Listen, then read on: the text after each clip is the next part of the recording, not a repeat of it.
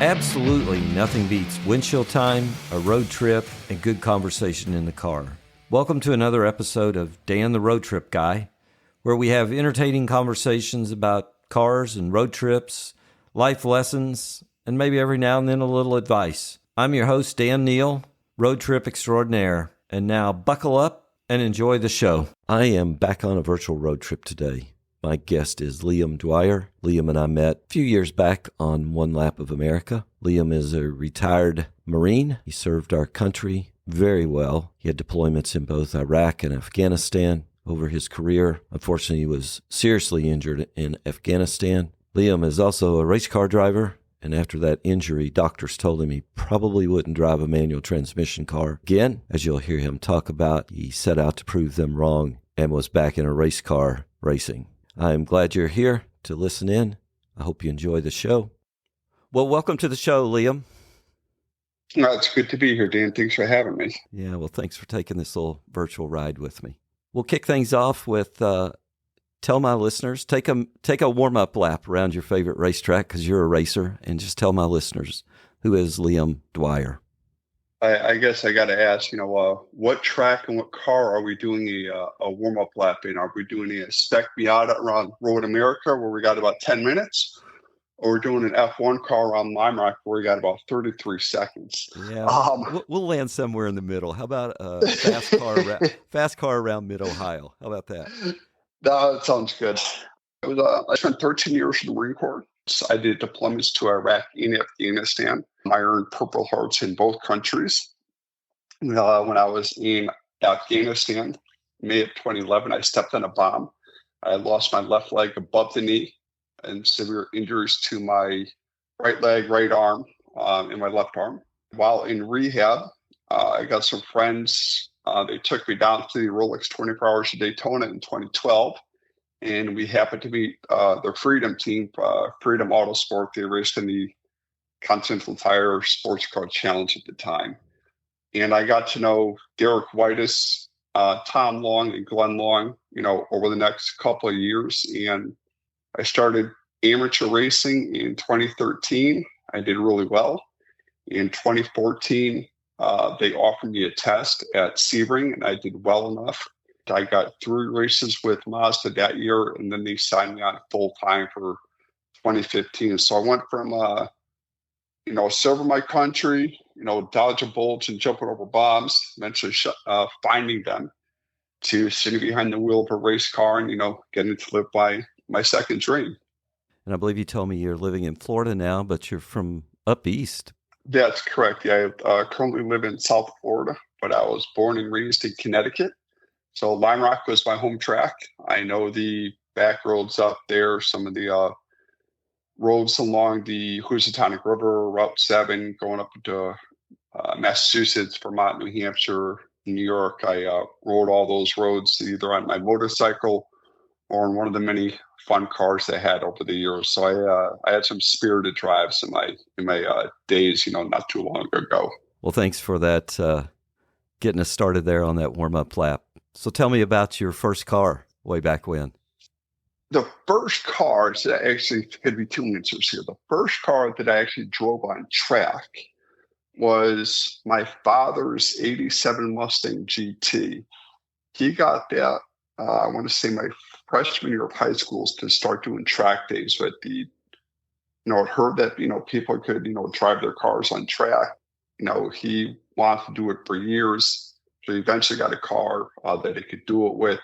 And I started going to the tracks with him. It was really only Lime Rock at the time that we went to, but I did all the prep work of the car and I was there with him. I didn't sleep the night before and I was so excited.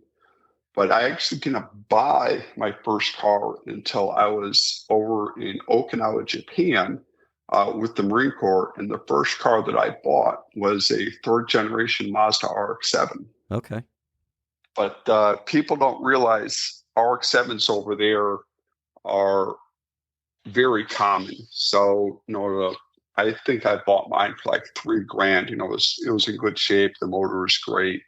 Body was straight and clean. And, I had some fun with it over there. I loved it. It was just a fun little car to drive. And it was phenomenal handling, great looking. I still think today it's one of the sexiest cars ever made. Yeah, I always liked that car. What color was yours? My car was red with black wheels. I bought some used rims from a buddy of mine. I think I went up an inch in size. Yeah, the good thing about buying the wheels, I started doing drifting over there. So I would always have a spare set of wheels to put on if I banged my wheels up for whatever reason, or if I needed tires in a pinch.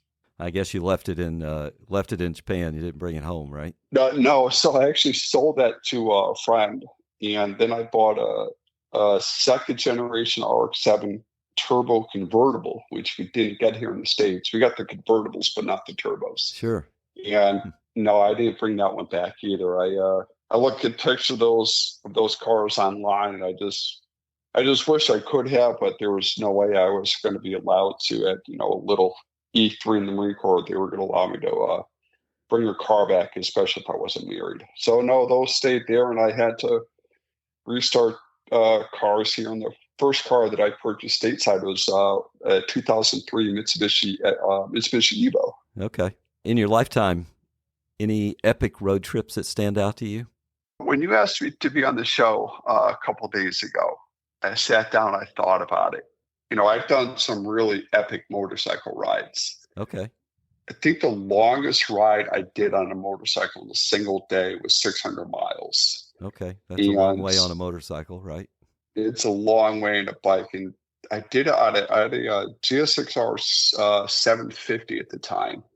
So this is after Iraq. Had to make me really jog my memory here. I want to say we did it down in Virginia, West Virginia, and Maryland. It was me with a bunch of friends. We went down to western part of Maryland for a guy's motorcycle trip. We trailed our bikes down.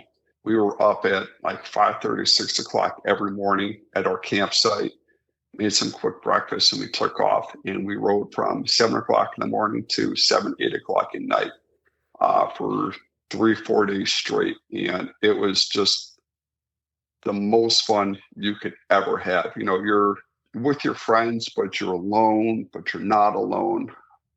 Those are some of my best days. But as far as about being in a car, I think the best one I could think of was 2016.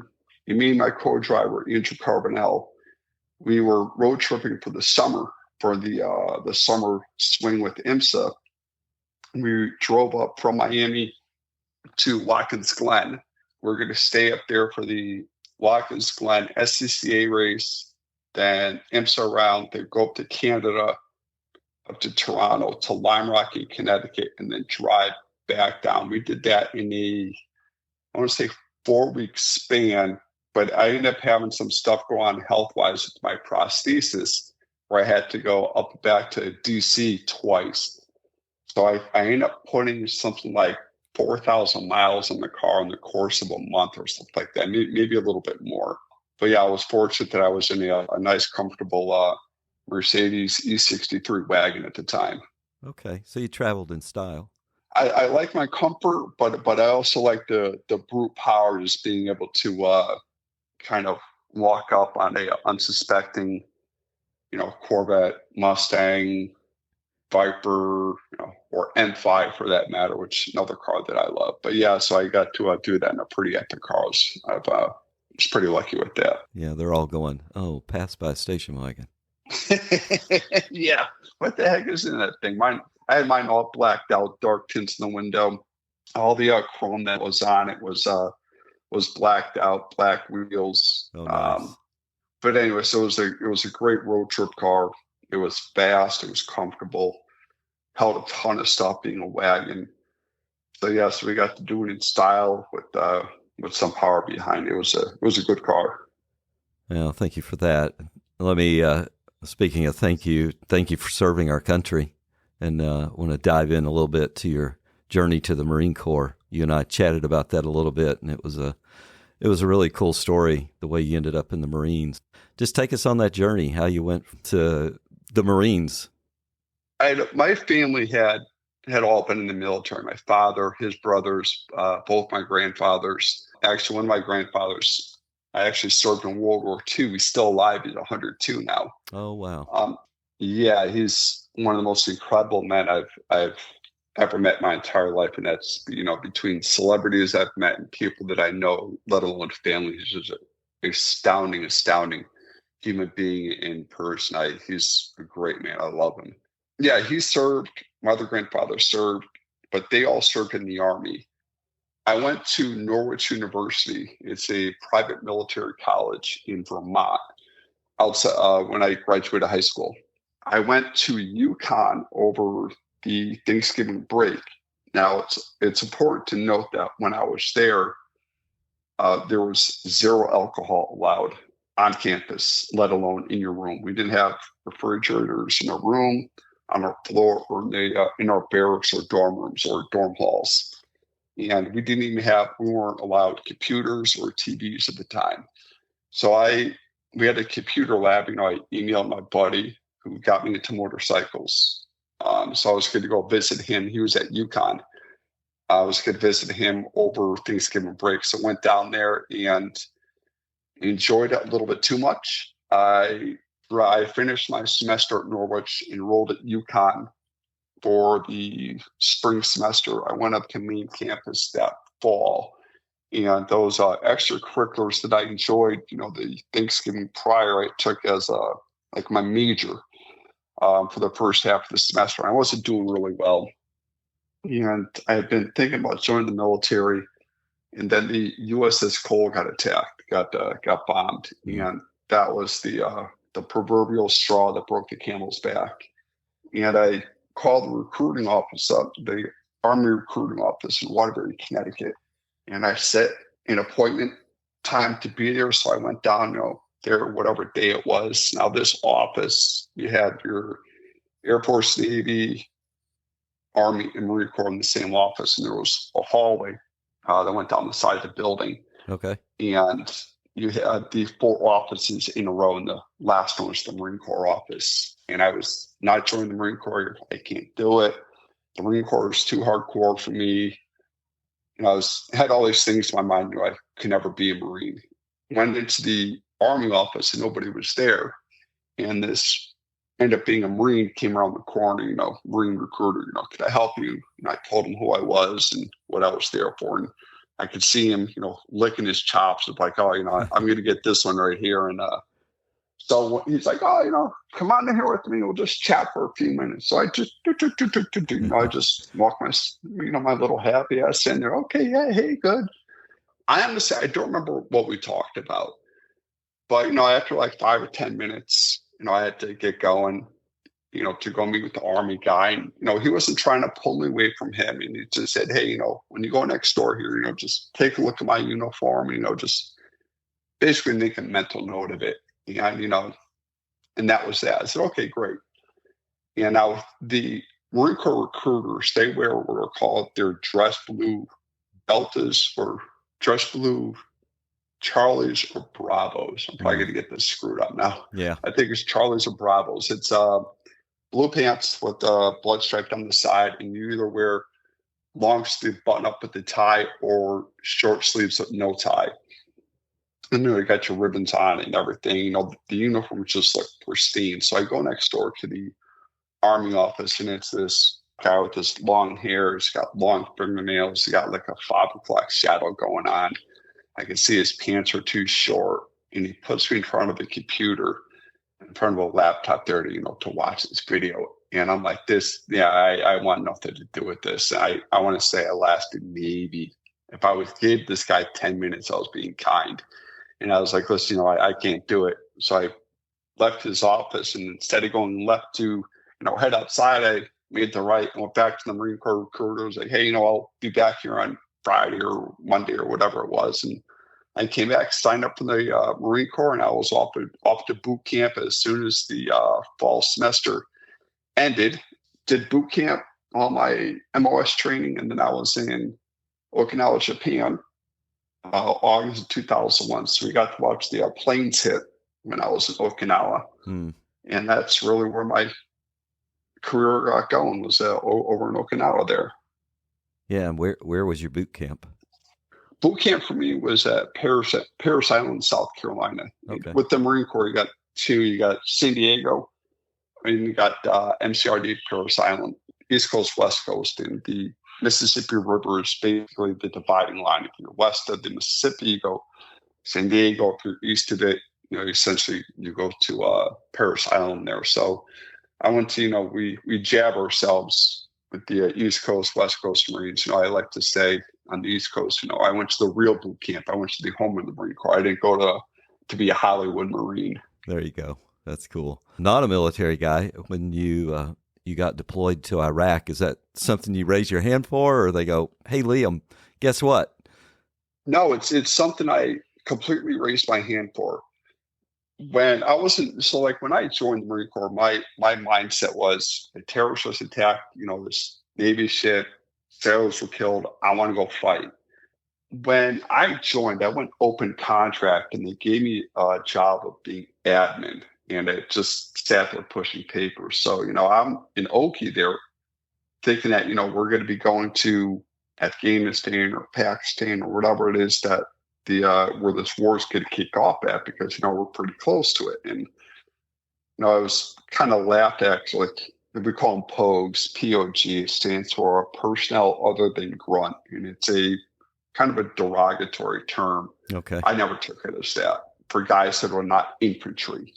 Because the infantry guys, they're the ones that go off and fight, and they do all this stuff that's you see in commercials and in movies. Sure. I never got to deploy in Okinawa. Then I got orders to go to Quantico, and I got out in terminal leave end of 2004, and I was just bummed. So I'd gotten out, and a prior service recruiter called me and said, "Hey, have you had any aspirations, to join, rejoin?" And I said to him, in a very serious tone, I was like, "Yeah, only if I could, re-enlist and go to Iraq in a combat mindset. I do not want to be going to Iraq or Afghanistan, to be sitting on a large base doing nothing. I want to be out there, fighting." And he goes, got a unit for you right now. They just came back from Fallujah, Iraq, and they were there during the big push called Operation Phantom Fury. They're just returning, and they are set to be redeploying next year. And I'm like, sign me up. So I went there for the drill weekend, and I was put in a regular headquarters team. And I spoke with this master guns at the end of it. He's the senior enlisted guy. He's not an officer.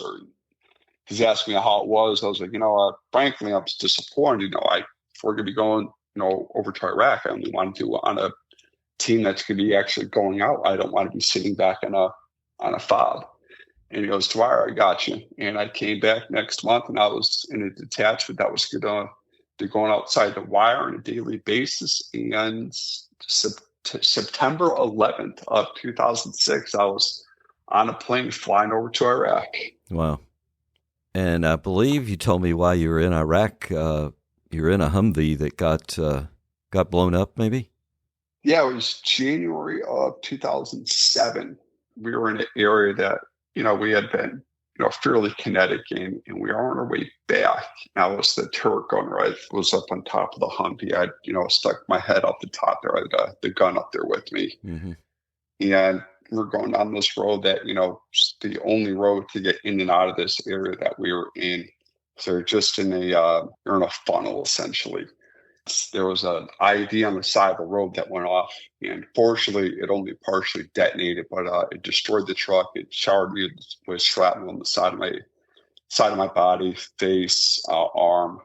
When the truck got towed back to base, I was on light duty, whatever, for 2 weeks. I think I lasted maybe a week before I was itching to get back out there. And so I finished up my tour, got out summer 2007, and that's when I really started doing my autocrossing to track days to time trials. Okay. And then the bug hit me again. I wanted to go to Afghanistan, and I tried calling my old unit up, and nobody was getting back with me until my old team leader called me up and says, "Hey, putting a team together to head over to Afghanistan. Do you want to be on it? And if I could have jumped through the phone, I would have. Signed up, re-enlisted August of 2010, quit my job, and I was down in DC at my old unit. Like 2 weeks later, a week after that, I was in Camp Lejeune. A couple weeks later, I was in California training, and then we left for Afghanistan early December 2010. So I went from, civilian cush job, driving cars, to dodging bullets in the matter of 3.5, 4 months. Mm.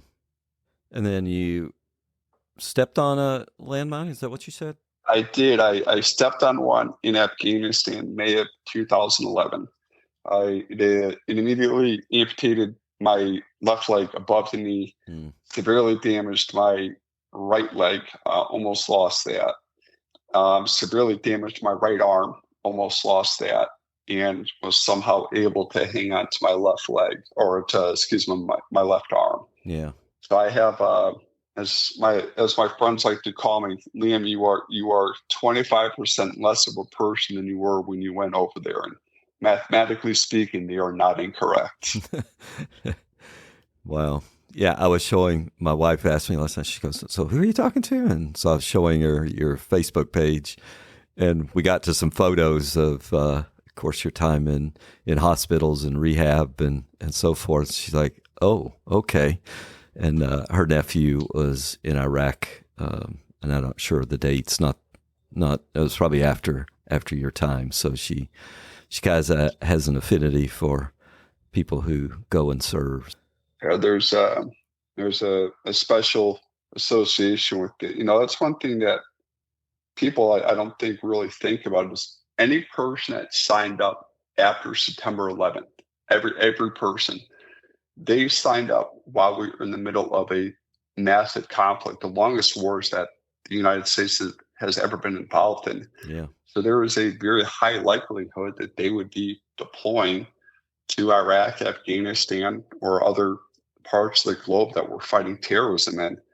So these guys are literally volunteering to go to war, and people, sometimes forget about that. So yeah, thank you to him for what he's done and what he's sacrificed. Well, thank you again for that, and thanks for sharing that.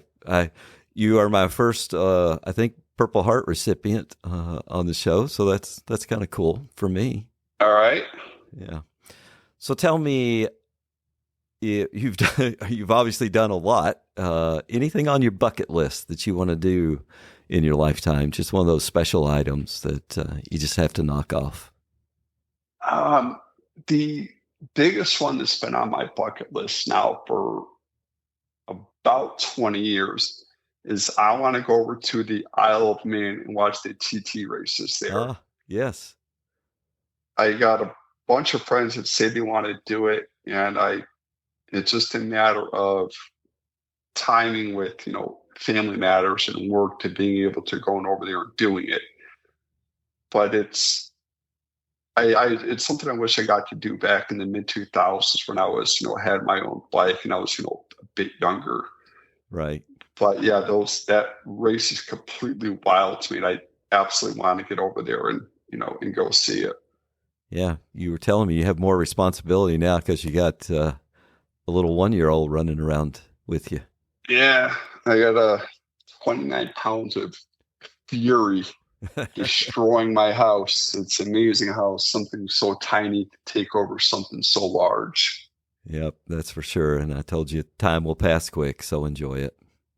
Yeah, we found out we were pregnant 2 years ago, actually. 2 years ago in July. And here we are 2 years later, and we got 29 pounds of me fury running around the house here. It's a wild change, that's for sure. Yeah. Well, congratulations. Thank you. One of my favorite questions, Liam, that I just love to ask people, and it usually brings back some memories for folks, so hopefully you'll feel the same. But if you could take a road trip with anyone, head out today, living or deceased, who would it be? Where would you go? What would you drive? I listened to some of your other podcasts here, and I was trying to think of people I'd want to do it with. I thought of people like Gandhi, uh, William Wilberforce, Yeah. Abe Lincoln, some of the car guys.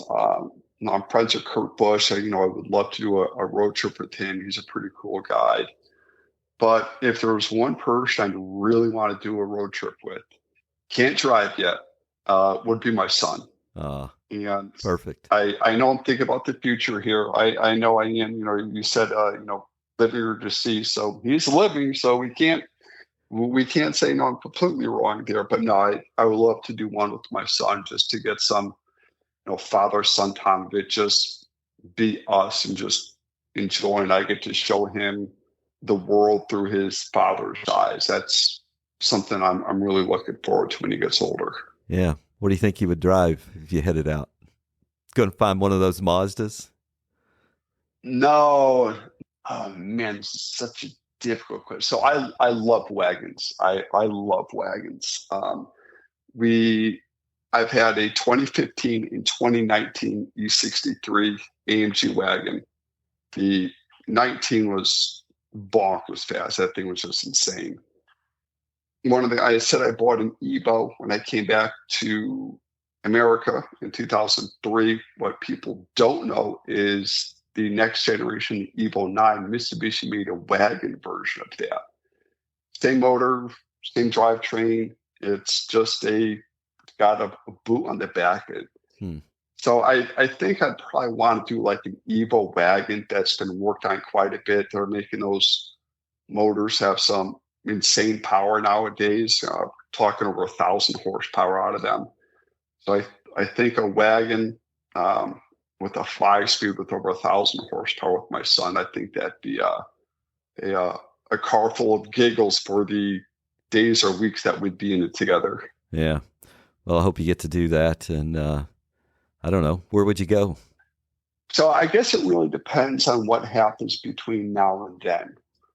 There's Florida is not known for its roads. The Mid-Atlantic, the Northeast have phenomenal driving roads, through the Appalachians, Right. up into New England. If I haven't done like a Mid-Atlantic or New England drive with him yet, like when he's in his teens or whatever, that might be one. The other one we could do is I wouldn't mind doing one to say like Kentucky, Tennessee, maybe up to Indiana, or one straight up to Road America, which is one of my top 2 favorite tracks up to Wisconsin there. I think that wouldn't be a bad one either. Just some good roads, some comfortable, somewhat of a comfortable car, but really just enjoying the time with my son, Yeah. of being able to talk to him about whatever and not worrying about, friends or other family or mom or whatever. Just be us and just get to go off and enjoy. And I get to learn more about him. Then hopefully there's not too much more to learn about him, but I'm sure there is, because kids like to keep things hidden from their parents, but maybe just learn a little bit more that he hasn't divulged at that point already. So that's what I really think about is, doing something with my son. Well, I hope you do that. And when you do that, if he's, older, just make sure you record those conversations, because I tell people, I think I shared with you, my parents died in 2014, 2015. And I just felt like I was left with a lot of unanswered questions that I wish I had spent more time recording their stories. So I encourage you to do that. So what we've done, my wife and I, we created an email for Connor, and with the photos that we're taking, we will every so often do a photo dump and email those photos to him. And hopefully those servers, whatever, don't get shut down. But when he gets older and much older, give him, tell him about this email, the email address, here's the password for it. You got a bunch of emails, in there for you that we sent you. When you get a chance, go to the oldest ones first and open them up and start going forward. You got some stuff in there that you might enjoy. So we're starting early with that to try to get some memories for him, so when he's older, he can see what it life was like for mommy and daddy before he was born, right when he was born. Oh, what a great idea. Yeah. Wow. Maybe some of my listeners will pick up on that, particularly the ones with young children. So thank you.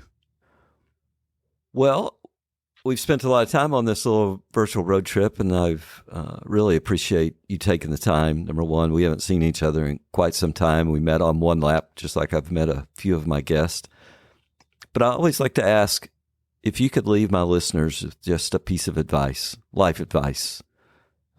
You've certainly been around the world and seen some conflicts. What would you tell people? Just because someone tells you it can't be done doesn't mean it can't be done. And the reason why I say that is I was told after I lost my leg, never be able to drive stick again. And a therapist told me that. And I always kept that in the back of my head of, you're a therapist. This isn't something you should be saying to your patients. This is something you should be encouraging them to try and go do, or to try to figure out ways to help them, go do this. It was at that point there I knew that I was 100% going to race cars, because if I could figure out how to drive stick again, then I could figure out how to get myself back out on track. And I'm not going to do time trials now. I'm going to go straight to racing, which is what I was able to do and have success with it, because I basically ignored that person's, negativity towards me, and I went off and did what they say couldn't be done. So that's my piece of advice for people. Wow, that's great advice, and you did it well, racing cars. So yeah, I was very fortunate, very lucky. I met the right people at the right time, people that decided to take a chance on me, and people that became lifelong friends along the way. That's great. Well, again, Liam, I really appreciate you coming on this little ride with me. And I'd like to close up. If you want to give a shout out to charity, business, book, I don't know, whatever you want to give a shout out to, if you want to. A few charities come to mind. The first charity is High Performance Heroes. They're a charity that uses vintage cars to get veterans involved into motorsports. That's really where I started racing. I actually did the Pittsburgh Vintage Grand Prix at Shenley Park, which Mike Renner goes to every year. I actually won that in 2013, I believe. Oh, wow. Okay. The other one is the charity that built my house, Homes for Our Troops. They're based out of Massachusetts. It's hfotusa.org. They build handicap accessible homes, mortgage-free, for our country's most severely wounded guys from the complex war on terrorism. And Semper Fi Fund is another charity that helped me and my wife out quite a bit. And another one is Yellow Ribbon Fund. They've helped us out quite a bit. So it's 4 good charities there. I know you said one, so I figured I'd go a little overboard for you. Hey, more the merrier in this. And I'll be sure to include those links, and people can check them out. Well, again, Liam, thank you for coming on this ride with me. Dan, thanks for having me. It's been a good trip here. Until we meet up again, you can find me on the internet at dantheroadtripguy.com. I hope you will follow this podcast so that you don't miss any upcoming episodes, and share it with your family and friends so that they can enjoy the stories of my guests also. Until we meet again on a future episode, keep having conversations with each other and keep driving.